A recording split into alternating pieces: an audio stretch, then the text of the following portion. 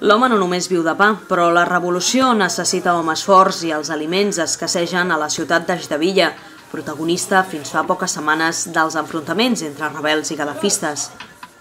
La guerra ha parat l'activitat a les universitats i molts joves han decidit bolcar-se en la causa rebel, gestionant el manteniment dels soldats que lluiten al front.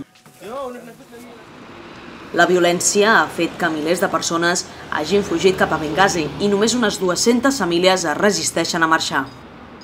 Ajdabilla s'ha convertit en una ciutat pràcticament fantasma i és per això que cada dia un grup de joves voluntaris agafen els seus cotxes, primer preparen milers d'entrepans i els porten fins aquí, juntament amb aigua, als quarters militars que hi ha en aquesta ciutat, just només a uns 10 quilòmetres d'aquí i al front, on lluiten cada dia les tropes rebels i els partidaris de Gaddafi.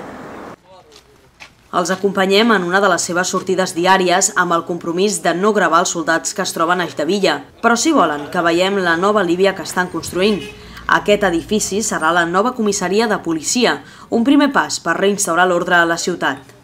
Netegen el terra, arreglen la instal·lació elèctrica, però sobretot borren un passat que volen oblidar el més aviat possible.